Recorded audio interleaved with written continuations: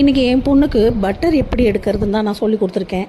இந்த காலத்து குழந்தைங்கள கொஞ்சம் நைஸாக தான் வேலை வாங்கணும், இல்லைன்னா செய்யவே மாட்டாங்க.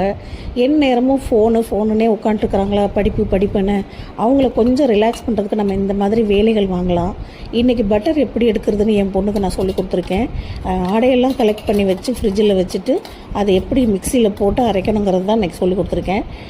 நிறைய வேலைகள் செய்வா அவளும். ஆனாலும் ஒரு சில வேலைகள் வந்து முழுசாக நம்ம சொல்லி கொடுத்துடணும். அந்த ஆடையெல்லாம் மிக்சி ஜாரில் போட்டுட்டு ஐஸ் கட்டி போட்டு தான் நம்ம மிக்சியில் அடிக்கணும். ஏன்னா அது வந்து ஹீட்டில் மெல்ட் ஆகிட்டே இருக்கும். அதனால் ஐஸ் கட்டி போட்டு தான் நம்ம அடிக்கணும். ஒரு இடத்துல உட்கார மாட்டா, கூப்பிட்டு வேலை வாங்கணும் அவளை.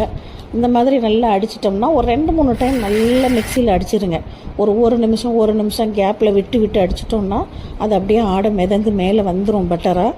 அதுக்கப்புறமும் மறுபடியும் நம்ம பத்தலை அப்படின்னா நம்ம தண்ணி மிக்ஸ் பண்ணி மறுபடியும் நம்ம மிக்சியில் நல்லா அடித்து எடுத்துகிட்டு வந்துடணும். பாருங்கள், தண்ணியெல்லாம் ஊற்றி இப்போ ஒரு 3வது டைம் அதை எடுத்துகிட்டு போய் நல்லா அடித்து எடுத்துகிட்டு வந்துட்டா. இப்போ பாருங்கள் பட்டர் எப்படி வந்திருக்குதுன்னு பாருங்கள். நல்லா சூப்பராக வந்திருக்கு பாருங்கள். இது வந்து நம்ம சிலுப்பை வேணாம், கடையை வேணாம், ஒன்றுமே செய்ய வேணாம், அப்படியே அள்ளி எடுத்து வச்சுக்கலாம். ரொம்ப நல்லாயிருக்கும் இது. ஆனால் கடையில் வாங்குகிற பட்டரு மற்ற இதெல்லாம் கையில் வந்து பிசுன்னு ஒட்டுது. ஒரிஜினல் பட்டர் வந்து நம்ம கையில் பிசுன்னு ஒட்டாது. கொஞ்சம் தேய்ச்சி விட்டாலும் அது வந்து போயிடும்.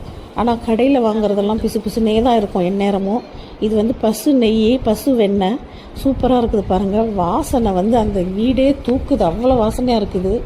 சாப்பிட்றதுக்கு ரொம்ப நல்லாயிருக்கும், வெறும் வாயிலே சாப்பிடலாம். என் பொண்ணுக்கெல்லாம் பட்டரு, தயிர், நெய், வெண்ணெய் இதெல்லாம் ரொம்ப பிடிக்கும்.